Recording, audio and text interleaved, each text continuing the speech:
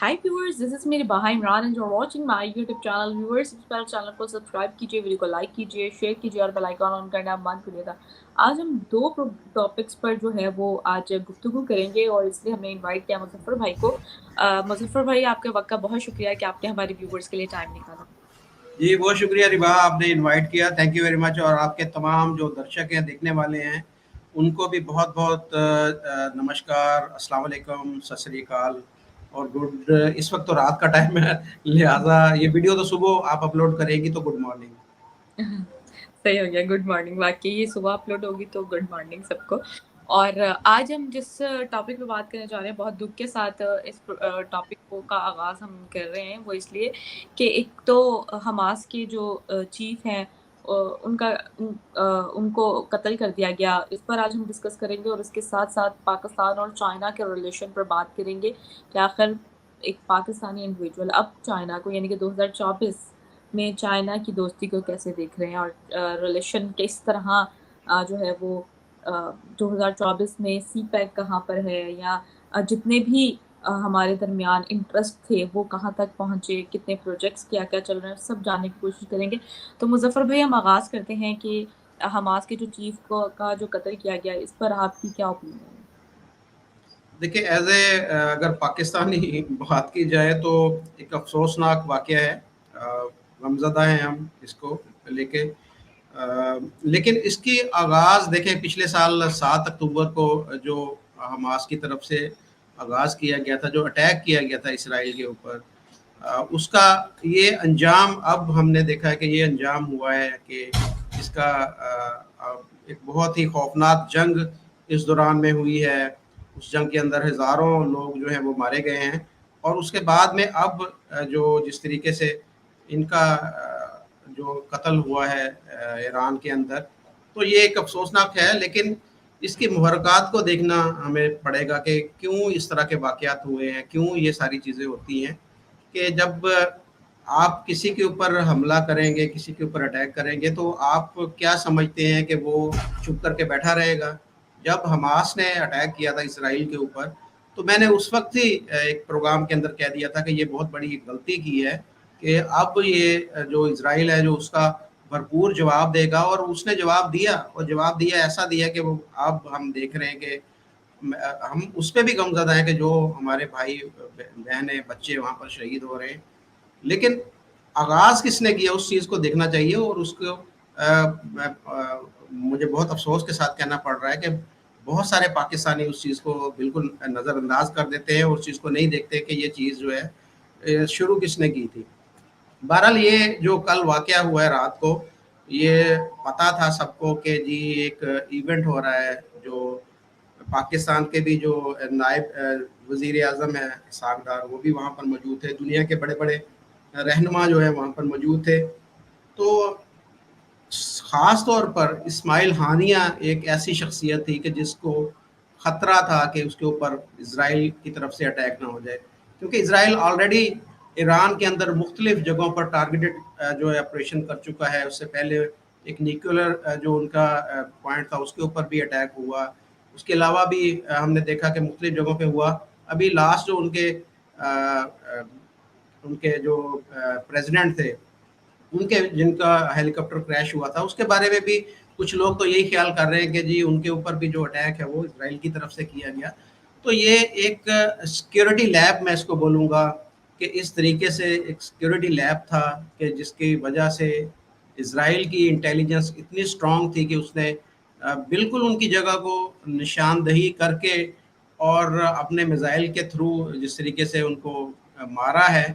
तो ये मैं समझा कि जो ईरान है उसकी नाअहली है कि उसको पता भी था कि इस तरह का अटैक हो सकता है, लेकिन उसने अपने डिफेंस को इतना मजबूत नहीं बनाया। उसका जो मिसाइल डिफेंस सिस्टम है वो शायद इतना इम्पोर्टेंट नहीं है, या इतना जो उसके अंदर काबिलियत नहीं है इतनी कि वो जो उनके मिसाइल है उनको वो तोड़ कर सके, उनको रोक सके। बहरहाल ये चीज़ें अभी सामने खुलकर नहीं आई कि मिसाइल उनकी तरफ से आया है, क्या हुआ है बीच में, क्या कहानी है। ये तो वक्त के साथ चीज़ें सारी जो है वो जब खुलेंगी तो पता चलेगा कि क्यों इस तरह का वाक़या हुआ है कि जो कौन से ऐसे लोग हैं, इतनी सख्त इंटेलिजेंस, इतनी सख्त वहाँ पर सिक्योरिटी और सारा कुछ होने के बावजूद ये पता होना कि जी वो कहाँ पर मौजूद हैं, इस्माइल हानिया कहाँ पर मौजूद हैं और उनकी रिहाइशगाह कहाँ पर है, और वहीं पे अटैक होना और उनका मारा जाना जो है, ये ईरान की जो सिक्योरिटी है, ईरान की जो इंटेलिजेंस है, उसके ऊपर एक सवालिया निशान है। कुछ बातें यहाँ पर पाकिस्तान के अंदर हो रही हैं, चहमगोइयाँ हो रही हैं कि शायद कहीं ना कहीं कुछ ईरान के लोग इसके अंदर मुलव्वस ना हो, जो कि खुद इनसे जान ना छुड़ाना चाहते हों। तो ये बातें हो तो रही हैं, लेकिन अभी इनकी कोई तस्दीक नहीं हुई।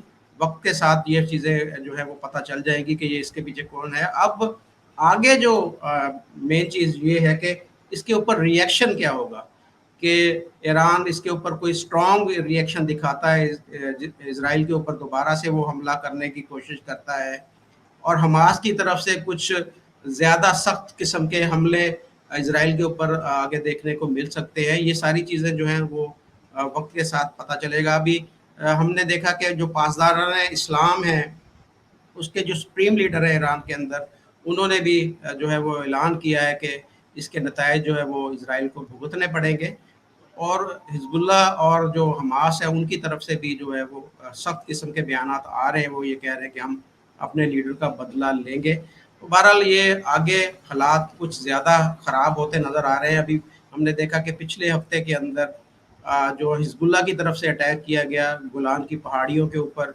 वहाँ पर जो है वो 79 लोग जो है वो मारे गए। उसके जवाब में इसराइल ने जो अटैक किया बैरूत के ऊपर, उसके अंदर भी 79 लोग, और कुछ जो है वो कह रहे हैं कि कमांडर जो है वो हिजबुल्लाह का वो मारा गया है।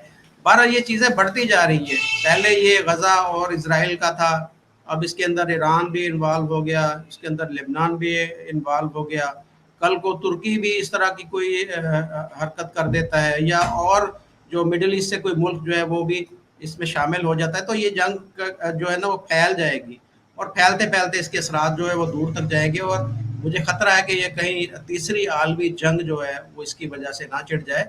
बहुत ही इस वक्त जो है वो एक मैं समझता हूँ कि ख़तरनाक सिचुएशन बनी हुई है मिडिल ईस्ट की, और उस पर सोच विचार करने की ज़रूरत है। और ख़ास तौर पर इस पे जो है अमेरिका ने भी अब देखें कि बोल दिया है कि अगर इसराइल के ऊपर किसी ने हमला किया तो अमेरिका उसको अपने ऊपर हमला तस्वर करेगा।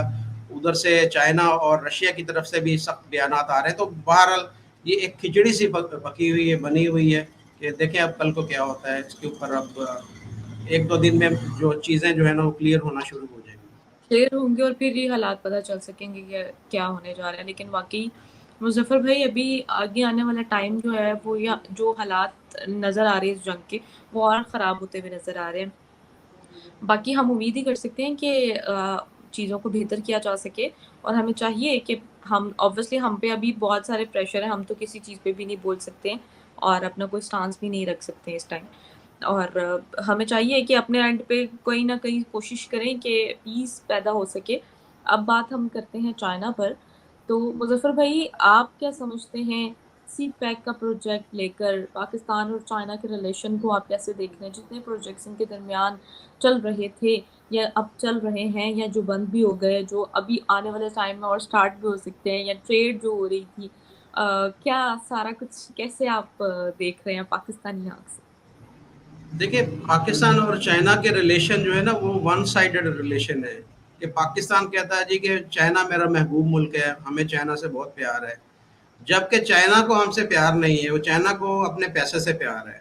उसका हमने ये जो चीज़ें देखी हैं वो ये है कि अभी हाल ही में जो आईपीपीज़ के बारे में बताया गया है कि जो पाकिस्तान के अंदर बिजली बनाने वाले यूनिट हैं, वो चाइना के एक कंपनी के पास है चंद यूनिट, और उनके बारे में ये बताया कि उन्होंने अभी तक कोई एक यूनिट बिजली पैदा नहीं की, उनमें से चंद एक की बात मैं बता रहा हूँ, और वो पूरे के पूरा फुल कैपेसिटी के हिसाब से वो चार्ज कर रहे हैं, कि अगर फुल कैपेसिटी के हिसाब से वो यूनिट चलता, वो जितने उनके पैसे बनने थे वो पैसे पाकिस्तान हुकूमत से वो चार्ज कर रहे हैं। तो कौन सा हमारा वो हमदर्द और खैर खा मुल्क है कि जो हमें जब भी कोई ज़रूरत पड़ती है हम उसके पास जाते हैं, तो वो हमें कोई रिलीफ या हमें कोई इमदाद या हमें कोई इस तरह का पैकेज नहीं देता जिससे हमारी जो मुआशियत है, हमारी इंडस्ट्री है या हमारी इकोनॉमी है वो बूस्ट हो सके, वो हमें इतना महंगा इंटरेस्ट देता है, उसको ऊपर इतना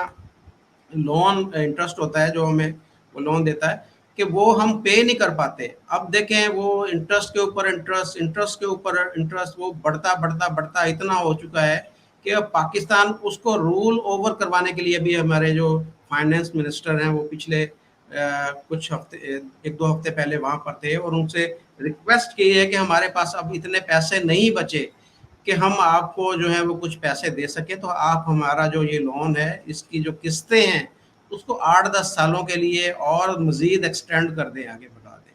तो चाइना ने भी बोला कि हाँ इनके पास पैसे तो हैं नहीं, ये ना हो कि कल को ये डिफ़ॉल्ट हो जाए और हमें कोरा जवाब हो जाए। ज़ाहिर बात है जब कोई मुल्क डिफ़ॉल्ट कर जाता है तो जितना भी उसके ऊपर कर्जा होता है सबसे पहले वो उसके ऊपर से अपनी जान छुड़ाता है कि भाई मैंने आज मेरे पास पैसे नहीं है, मैं किसी को पैसे वापस नहीं कर सकता, लिहाजा मेरे ऊपर जितना कर्जा था वो ख़त्म हो गया।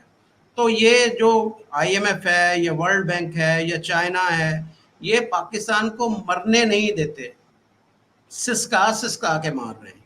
वो ये चाह रहे हैं कि ये ऐसे ही तड़पता रहे, सिसकता रहे और जो भी इसके पास आता है वो ये UAE से कुछ मांग के लाता है या ये सऊदी से मांग के लाता है या कुछ बाहर से जो हमारे पाकिस्तानी रेमिटेंस भेजते हैं वो, और या कुछ मुल्क से अंदर से जो चीज़ें जनरेट होती हैं टैक्स के या कोई और जो चीज़ें जो पैसा होता है तो वो थोड़ा थोड़ा करके कभी वो चाइना को दे देता है, कभी IMF को दे देता है, कभी वो वर्ल्ड बैंक को देता है। जितने बिजली के अब भी ये देखे ना कि हमने कोई हमारे ऊपर लाइबिलिटी होती है, हमने कोई पैसे देने होते हैं तो क्या करती है हमारी गवर्नमेंट, सबसे पहले या पेट्रोल के रेट बढ़ा देती है या वो बिजली के रेट बढ़ा देती है और उससे जो पैसे जनरेट होते हैं वही पैसे उठाकर वो जो किस्त होती है, इंस्टॉलमेंट होती है, वो दे देती है।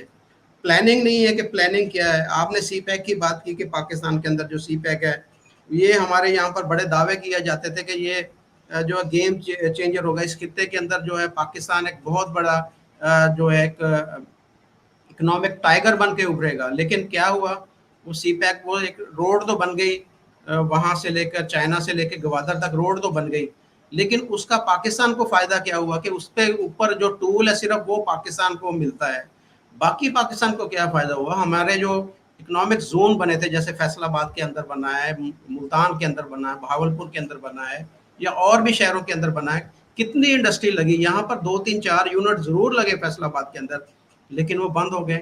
तो क्या फ़ायदा क्या हुआ? देखिए जब तक आपके जो मुल्क के अंदर इंडस्ट्री नहीं चलेगी, इंडस्ट्री चलाने के लिए क्या चीज़ें ज़रूरी है, सबसे पहले तो ये है कि आपने उनको एटमॉस्फेयर जो है, माहौल जो है वो साजगार देना है। इंडस्ट्री के लिहाज से आपको लेबर जो है अच्छी स्किल्ड लेबर उनके पास होनी चाहिए। पाकिस्तान के पास ये मसला ये है कि हमारे पास जो स्किल्ड लेबर ही नहीं है, हमारे पास आम मजदूर तो जितने मर्जी हम भर्ती कर रहे हैं, लेकिन स्किल्ड लेबर चाहिए होती है किसी भी इंडस्ट्री को चलाने के लिए, वो हमारे पास नहीं है। रॉ मटेरियल ये सस्ता होना चाहिए। हम सारा का सारा रॉ मटेरियल जो है वो चाइना से इंपोर्ट करते हैं, जिसकी वजह से उसके रेट मनमर्जी के उनके रेट होते हैं। और वो तीसरा जो है हमारी जो बिजली है वो इतनी महंगी है कि वो जो हमारी कॉस्ट ऑफ प्रोडक्शन होती है वो हमारी जो सेल रेट होता है उससे भी ज़्यादा बढ़ जाती है। एक चीज़ जो मार्केट में हमने 1000 रुपये का एक चीज़ बेचनी है तो उसकी जो कॉस्ट ऑफ प्रोडक्शन है वो 1200 रुपये हो जाती है। तो किस तरीके से हम कम्पीट कर सकेंगे और मार्केट में सर्वाइव कर सकेंगे। यही वजह है कि जो इंडिया है, जो बांग्लादेश है और श्रीलंका है, वहाँ पर जितने यूनिट लगे हैं उनके एक्सपोर्ट इसी वजह से ज़्यादा है कि उनकी कॉस्ट ऑफ प्रोडक्शन पाकिस्तान की निस्बत बहुत ज़्यादा कम है और वो उनको मार्केट से, इंटरनेशनल मार्केट से ऑर्डर लेने में कोई मुश्किल नहीं होती। पाकिस्तान को सिर्फ और सिर्फ जो यूरोपीय यूनियन कंट्रीज़ की तरफ से जो एक कोटा दिया जाता है उसकी वजह से हमारी कुछ थोड़ी बहुत एक्सपोर्ट है। अगर हमें कंपटीशन करना पड़े इंडिया से, बांग्लादेश से या श्रीलंका से, तो हम कहीं भी एग्जिस्ट नहीं करते, हमें कोई एक डॉलर का हमें ऑर्डर ना मिल सके। तो ये सारी सूरत हाल है। इसमें हम देखते हैं चाइना को कि चाइना ने हमारे साथ क्या किया। चाइना ने अपना मफाद देखा, चाइना ने हमसे रास्ता ले लिया। वो आराम से अपनी यहाँ से कंटेनर भर भर के चीज़ें भेज रहा है और वाया ग्वादर जो है वो पूरी दुनिया को सप्लाई दे रहा है। तो पाकिस्तान कहाँ पर है? पाकिस्तान तो वहीं पे है। उसने पाकिस्तान को कर्जा दिया ये सड़क बनाने के लिए, जो मोटरवे जो बना दी, कर्जे के पैसे पाकिस्तान से वापस ले रहा है। اس نے اورنج ٹرین بنا دی, اورنج ٹرین سے ہماری اکانومی کا کیا فائدہ ہوا, وہ لاس میں جا رہی. یعنی کہ جو پروجیکٹ چائنا کی مدد سے پاکستان میں لگے ہیں, اس سے پاکستان کی اکانومی بجائے بوسٹ ہونے کے پاکستان کی اکانومی کولیپس کی ہے. تو ہم کیسے, میں دیکھوں کہ چائنا پاکستان کا بہت ہمدرد ہے یا چائنا پاکستان کا بہت زیادہ ساتھ دے رہا ہے. دوسری, ہم ہر چیز میں دیکھیں ریلیجن کو لے آتے ہیں ہر چیز میں. تو میں یہاں پر دیکھیں, میں بھی ریلیجن کی بات کروں گا, باقی چائنا کے اندر مسلمانوں کا کیا حال ہو رہا ہے, کبھی اس کے اوپر کسی نے بات کی ہے؟ ہر چیز کو پاکستانی جو ہے وہ ریلیجن کو ضرور دیکھتے ہیں. تو چائنا کے اندر بھی ہم اگر بات کریں کہ ہم پوری دنیا کی بات کرتے ہیں کہ جی مسلمانوں کے ساتھ جی یہ ہو رہا ہے, مسلمانوں کے ساتھ وہ ہو رہا ہے, تو چائنا کی بات کیوں نہیں کرتے؟ نہ ہمارا مین اسٹریم میڈیا اس کے اوپر بات کرتا ہے, نہ ہمارے کوئی جرنلسٹ جو ہیں وہ بات کرتے ہیں, کوئی بھی اس کے اوپر بات نہیں کرتا. کیا حشر کیا کیا, مسجدیں تک توڑ کر انہوں نے وہاں پر, میں نے دیکھا کہ واش روم بنا دیے.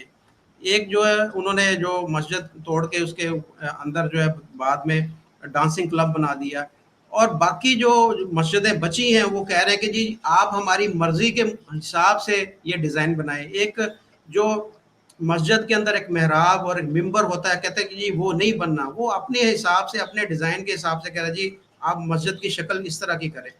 اور نہ داڑھی وہاں پہ رکھ سکتا ہے کوئی, نہ اسلامی نام وہاں پر رکھ سکتا ہے, نہ نماز صحیح طریقے سے پڑھ سکتا ہے, نہ اذان دے سکتا ہے. تو مذہبی آزادی مسلمان کے لیے چائنا کے اندر بالکل نہیں ہے, لیکن مسلمان جو ہیں وہ اس کے اوپر بات ہی نہیں کرتے, نہ ہی کوئی آواز اٹھاتے. اگر چائنا, آپ دیکھیں ابھی حال ہی میں ہم نے دیکھا کہ جی بہت وہاں پر جی غزہ کے جو جماعتیں ہیں, حزب اللہ اور حماس اور باقی جو وہاں پر چائنا کے اندر گئے اور بڑے وہ دعوے کیے گئے جی یہ دیکھیں جی یہ ہوتا ہے لیڈر. چائنا کو بڑا چڑھا کے بتایا گیا کہ جی چائنا نے تو دیکھیں جی یہ پورے مسلمانوں کی آپس میں صلح کروا دی. اور بھائی کبھی آپ نے وہاں پر دیکھا, ان جو لوکل مسلمان ہیں ان سے پوچھنا تھا کہ چائنا تمہارے ساتھ کیا حشر کرتا ہے, تمہارے بچے جو ہیں وہ وہاں پر. یہاں پر تو پاکستان کے اندر ہم نے آج ہی پروگرام کیا 40,000 مدرسے ہیں, انڈیا کے اندر 60,000 مدرسے ہیں, تو چائنا کے اندر پوچھو کتنے مدرسے ہیں وہاں پر, اور اگر ہیں بھی تو وہاں پر کس حساب سے. یہاں پر تو پتہ ہی نہیں کہ کیا پڑھایا جاتا ہے اور کون پڑھا رہا ہے اور کون پڑھ رہا ہے اور پڑھ کے کیا وہاں پہ بن تو کے نکل رہے ہیں. مسجد میں اذان نہیں دے سکتے جی چائنا جی میں. بالکل بالکل یہی ہے کہ وہ تو ایک عجیب سا ایک ملک ہے جہاں پر مسلمانوں کے ساتھ اتنی ظلم اور زیادتی ہو رہی ہے, لیکن مسلمان سارے کے سارے منہ بند کر کے بیٹھے ہوئے ہیں کہ وہ کوئی بات ہی نہیں اس کے اوپر ہو رہا, کوئی آواز نہیں اٹھا رہا.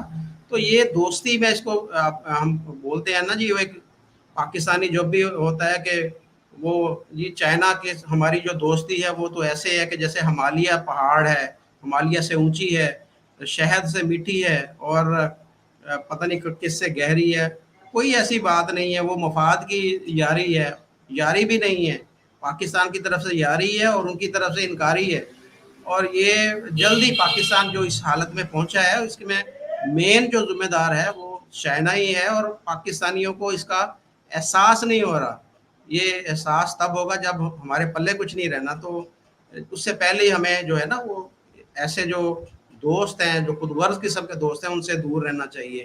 بہرحال یہی ہمارا پیغام ہے کہ پاکستان کو اپنے پاؤں پر کھڑا ہونا چاہیے, دوسری کی طرف دیکھنے کی بجائے اپنے پاؤں پہ کھڑے ہوں, اپنی اکانومی کو کیسے بہتر کرنا ہے یہ سوچنا چاہیے, بجلی کے ریٹ ان کو کیسے کم کرنا ہے, اپنی بند انڈسٹری کو کیسے چلانا ہے, لوگوں کو اسکل کیسے کرنا ہے, لوگوں کی تربیت کیسے کرنی ہے, لوگوں کا ریڈیکلائز جو آپ کر رہے ہیں ان کو کام سکھائیں, ان کو کوئی ہنر سکھائیں تاکہ وہ ملک مفید شہری بن سکے, تبھی پاکستان آگے بڑھ سکتا ہے. ورنہ پھر جس طرح کے حالات سے ہم گزر رہے ہیں آگے بھی ہمیں یہ ساری چیزیں جو ہے وہ زیادہ فیس کرنی پڑ سکتی ہیں. اچھا مظفر بھائی, آپ کو لگتا ہے کہ آنے والے ٹائم میں جو ہے پاکستان کی اکانومی یا پاکستان کے جو ریلیشن ہے اوور آل تمام کنٹریز کے ساتھ وہ جو ہے بہتر ہو دیکھیں سکیں گے؟ دو الگ چیزیں ہیں, اکانومی ہماری الگ چیز ہے اور دونوں باقی ملکوں کے ساتھ ریلیشن جو ہے وہ الگ چیز ہے. ریلیشن بھی بہتر ہونی چاہیے ہر ملک کے ساتھ. آپ زیادہ جو ہے اپنے آپ کو فن خانہ سمجھے, ماما جو کہتے ہیں تو ماما لگتا ہے ہر کسی کے معاملات میں جا کے دخل دینا کہ جی افغانستان اب ایسے کرے, ایران اب ایسے کرے, فلان ایسے کرے. تو یہ اب میں یہ دیکھ رہا ہوں کہ پاکستان کی جو فارن پالیسی ہے اس کے اندر کچھ بہتری آئی ہے پہلے سے, کچھ یہ ساری چیزیں انہیں احساس ہوا ہے کہ ہم اب یہ جو ماضی کے اندر غلطیاں ہوئی ہیں ان کو بہتر بنائیں. لیکن اس کے اندر اور بھی ابھی بہتری کی گنجائش ہے، بہت زیادہ بہتری کی گنجائش ہے کہ ہم دوسروں کے معاملات کے اندر مداخلت نہ کریں، اپنے آپ کو ٹھیک کریں، اپنی جو خرابیاں ہیں، اپنی جو برائیاں ہیں ان کو ٹھیک کریں، اور اس کے بعد میں اپنی اکانومی کو بہتر کریں۔ اکانومی کو بہتر کیسے کیا جا سکتا ہے کہ سب سے پہلے آپ اپنے ملک کے اندر جو ہے وہ لا اینڈ آرڈر کو بہتر بنائیں، اپنے ملک کے اندر سیکیورٹی جو ہے اس کو بہتر بنائیں۔ ہمارے تو یہ ٹی ٹی پی والے تو ہمارے یہاں پر سر پر آ کے بیٹھے ہوئے ہیں، اور وہ افغانستان والے کوئی بات سننے کو تیار نہیں۔ تو یہ جب تک یہ ایک ناسور جو ہم چمٹا بیٹھا ہے اس کو جب تک ایک آپریشن کر کے صحیح طریقے سے نہیں نکالا جائے گا تو یہ تو ہمارے اوپر چڑھ دوڑیں گے۔ یہ تو ہم تو کہتے ہیں نا کہ جی عمران خان صاحب نے بھی غلط پالیسی اپنے دور میں رکھی، اس سے پہلے بھی کچھ حکومتوں نے رکھی جو ان کو گڈ طالبان بیڈ طالبان یہ وہ کر کے ان کو جو ہے سر پہ چڑھایا۔